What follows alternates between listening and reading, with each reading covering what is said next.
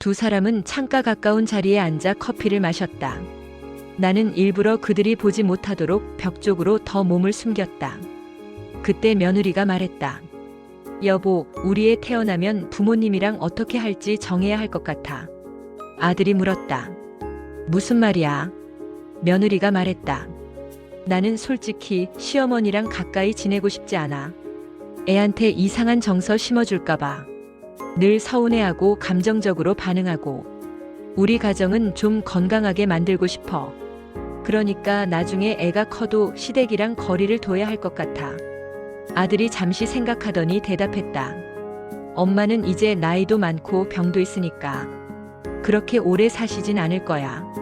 그냥 적당히 도와드리고 부담은 너무 안 지는 쪽으로 하자. 며느리가 희미하게 웃으며 말했다. 여보, 역시 합리적이다. 나는 숨을 참으려고 했지만 호흡이 가빠졌다. 내 이야기를, 내 인생을 놓고 하는 대화인데도 마치 보험 설계하듯이 차분하고 계산적으로 나누고 있었다. 나는 그 자리에 더 이상 있을 수 없어 조용히 카페를 빠져나왔다. 밖에 나와 병원 벤치에 앉아 있는데 또 그가 있었다. 김태원 씨. 그는 나를 보자마자 눈썹을 찌푸렸다. 오늘은 얼굴이 더 안 좋소. 무슨 일 있었소? 나는 대답 대신 한숨을 크게 내쉬었다. 어르신, 사람 마음이요.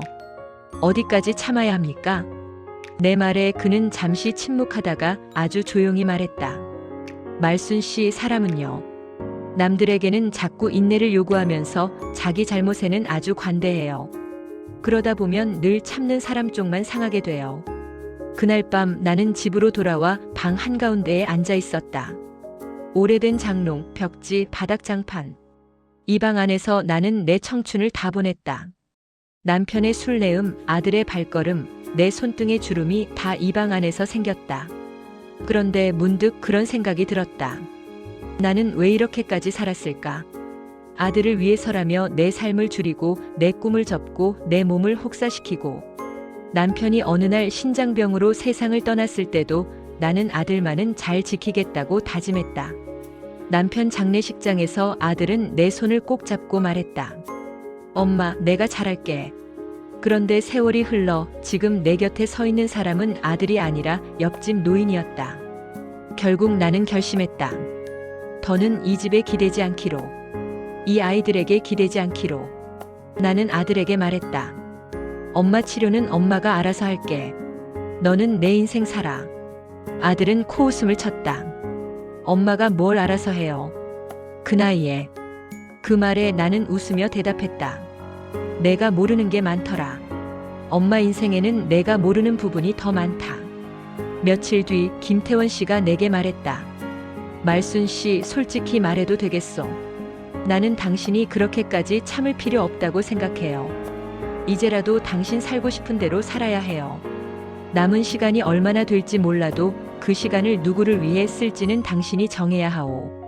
나는 그 말을 듣는 순간 심장이 쿵 내려앉으면서도 이상하게 가벼워지는 걸 느꼈다. 어느 날 그의 집에 들렀다가 거실 한쪽에 놓인 액자 하나를 보게 되었다. 오래된 흑백 사진. 양복을 입은 젊은 남자가 공장 앞에 서 있고 아래에는 작은 글씨로 이름이 적혀 있었다. 김태원, 대한중공업 창업. 나는 순간 눈을 의심했다. 대한중공업이라는 이름은 뉴스에서, 신문에서 수도 없이 들어온 이름이었다. 전국의 공장과 물류센터를 가진 큰 회사. 어르신, 이게 뭐예요? 내가 떨리는 목소리로 묻자 그는 잠시 웃더니 조용히 말했다. 그냥 옛날 사진이요. 내가 좀 일을 많이 하던 시절. 나는 얼떨떨해서 물었다. 그럼 어르신이 그 회사 만든 분이라는 말이에요. 그는 대수롭지 않게 고개를 끄덕였다. 은퇴한 지는 오래됐지만 이제 그런 이름으로 불리고 싶지가 않아서 여기 혼자 내려와 사는 거요. 그 순간 이상하게 벼락이라도 맞은 듯 멍해졌다. 나는 지금까지 그를 그냥 동네 마트 다니는 허름한 노인으로만 봤다. 그런데 그는 수많은 사람들의 삶을 지탱해온 회사의 창업자였다. 그럼에도 불구하고 나를 단 한 번도 무시한 적이 없었다. 반찬은 있소, 병원은 혼자 가오, 김장은 너무 무리하지 마시오. 그는 늘 내 건강과 마음을 먼저 물어봐줬다. 아들은 마지막까지 나를 돈과 부담으로만 보았다. 엄마 췌장암이면요, 솔직히 기대 수명이 길지 않대요. 괜히 무리하게 치료하다가 빚만 남을 수도 있어요. 그러니까 보험이랑 재산 관계 정리부터 하는 게 맞아요. 나는 조용히 말했다. 걱정하지 마라. 정리는 내가 알아서 할 테니까. 너는 내 아내랑 내 자식 잘 챙겨라. 아들은 내 말이 서운했는지 목소리가 높아졌다. 엄마, 또 감정적으로 나오네. 그래서 피곤한 거예요. 그날 밤 나는 침대에 누워 천장을 보며 생각했다. 나는 평생을 감정을 숨기고 살았다. 서러워도 웃고 아파도 참고 억울해도 침묵하고. 그런데 이 아이들의 입에서 나오는 말은 내가 감정적이라서 문제라는 것이었다. 이제는 나라도 내 감정을 지켜줘야 한다는 생각이 들었다. 수술 날짜가 잡혔다. 의사는 위험성을 다시 설명했다. 고령이고 위치도 좋지 않고 회복도 오래 걸릴 거라고 했다. 나는 묻지 않았다. 살아남을 확률 같은 건. 다만 조용히 고개를 끄덕였다. 그리고 병원 입원 전날 김태원 씨를 찾아갔다. 어르신, 내일 수술해요. 혹시 안 돌아오게 되더라도 미리 인사하려고요. 그는 잠시 나를 바라보다가 웃으며 말했다. 농담 마시오. 앞으로 같이 밥 먹을 날이 얼마나 많은데.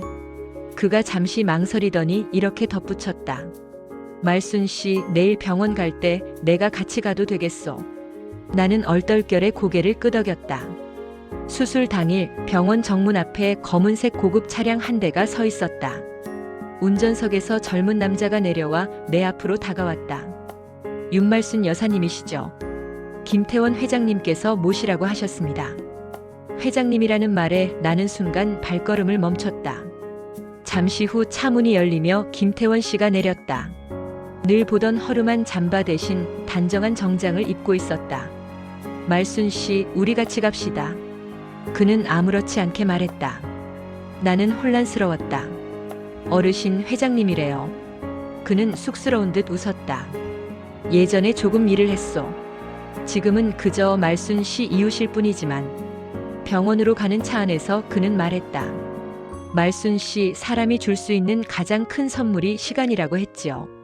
말순 씨는 그 시간을 아들에게 다 줬어요. 그런데 그 아이는 그걸 소모품처럼 썼어요. 나는 남은 시간을 조금이라도 소중하게 쓰게 도와주고 싶소. 그 말이 이상하게 가슴 깊은 곳을 울렸다. 수술은 힘들었지만 의사는 성공적이라고 했다. 회복은 더디고 고통스러웠지만 나는 살아있었다. 퇴원하는 날 아들은 오지 않았다. 며느리는 문자 하나 보냈다. 어머니, 퇴원 축하드려요. 몸 관리 잘하세요. 나는 그 메시지를 보고 별 감정이 일지 않았다.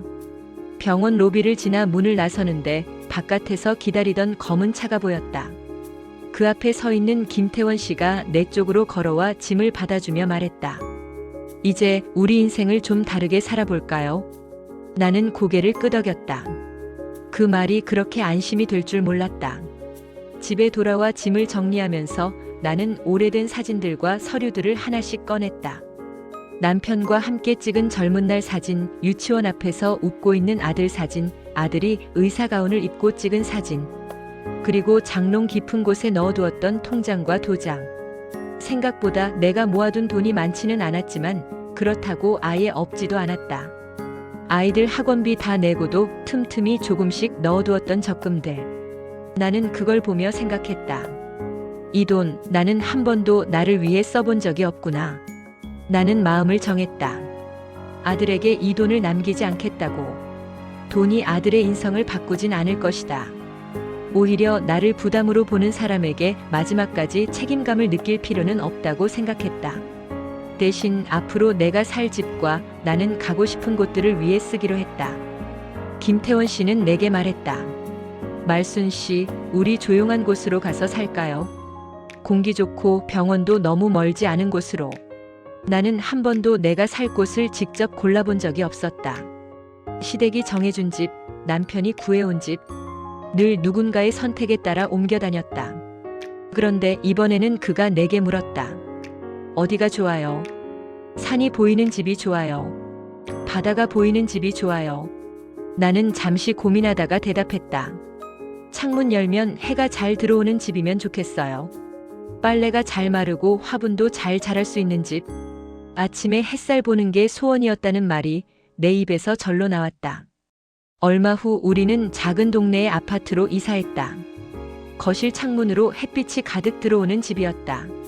새벽에 눈을 떠도 더 이상 누구 도시락을 싸야 한다는 압박이 없었다.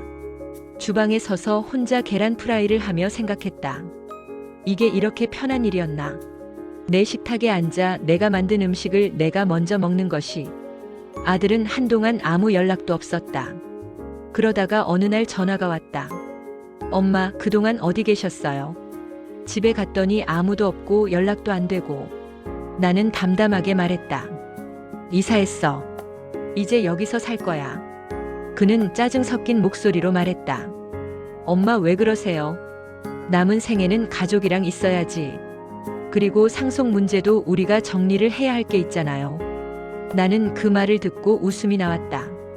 아직도 거기서 벗어나지 못한 아들의 모습이 안쓰럽기도 했다. 나는 차분하게 말했다. 내 아버지 돌아가시고 내가 혼자 너 키울 때 상속이라는 말 한 번도 못 들었어. 그때는 모두 내가 알아서 할 거라고 믿더라. 이제 와서 상속, 재산 이런 말 먼저 꺼내는 너를 보니까 내가 참 멀리 와 있구나 싶다. 아들은 변명하려 했지만 나는 전화를 길게 이어가지 않았다. 어느 날 아들과 며느리가 결국 나를 찾아왔다.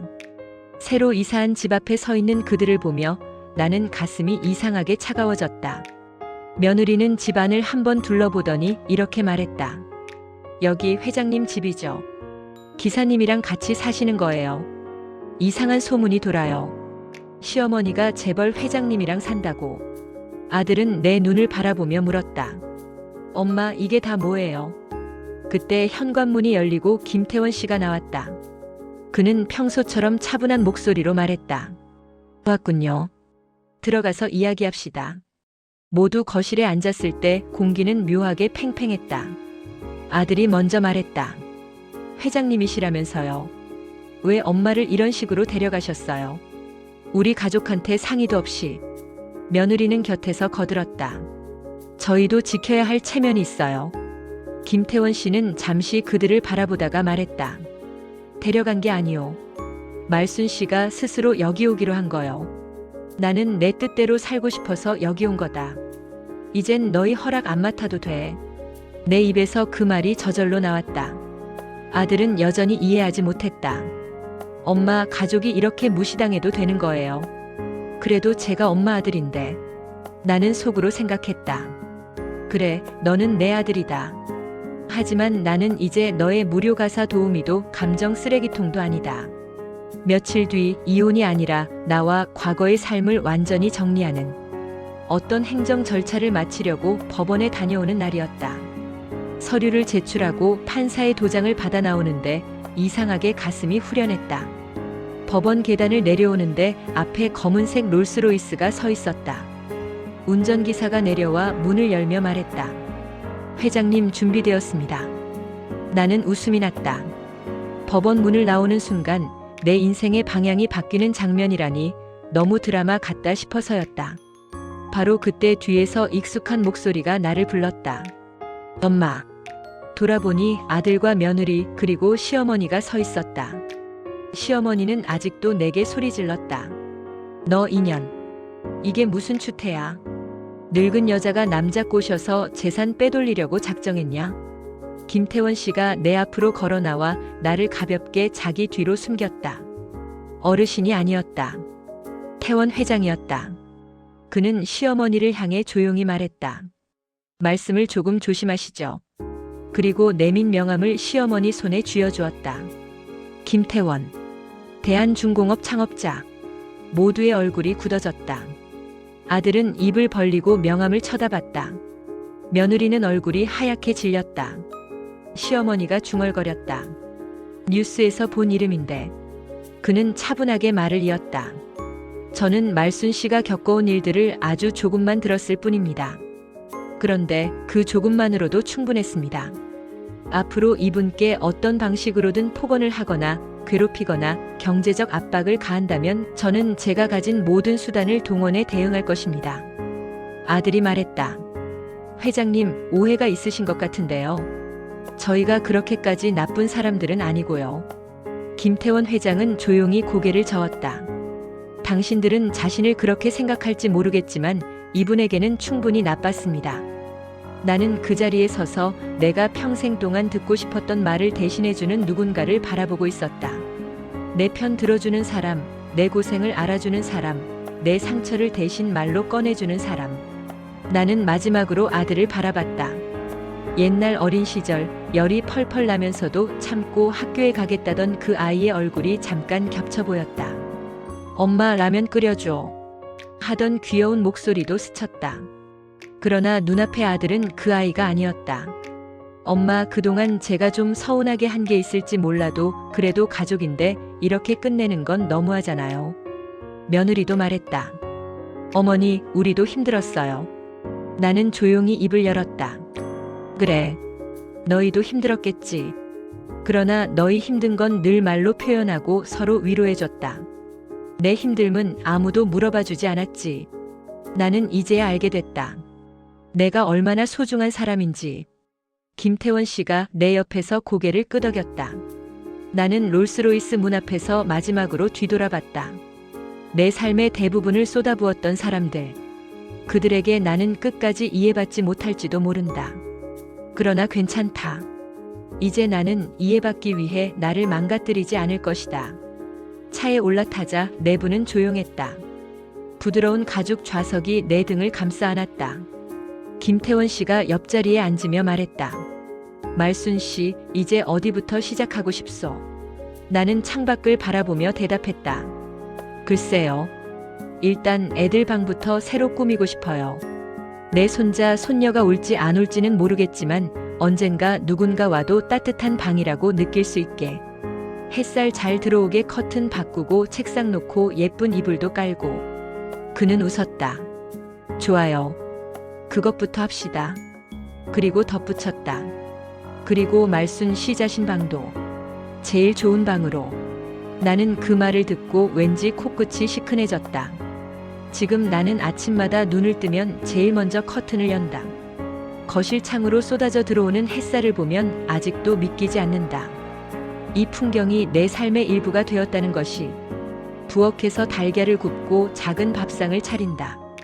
밥 냄새가 집안에 퍼질 때 나는 비로소 안다. 내가 지금 사람답게 살고 있다는 걸. 아들은 여전히 어쩌다 한번 연락한다. 생활비를 보내줄 테니 재산 정리만 잘 해달라고. 나는 그럴 때마다 차분하게 말한다. 내 몸도 내 시간도 내 인생도 이젠 다 내 거다. 너한테 줄 수 있는 건 이미 다 줬다. 앞으로 남은 것들은 나를 위해 쓸 거다. 김태원 회장은 가끔 말한다.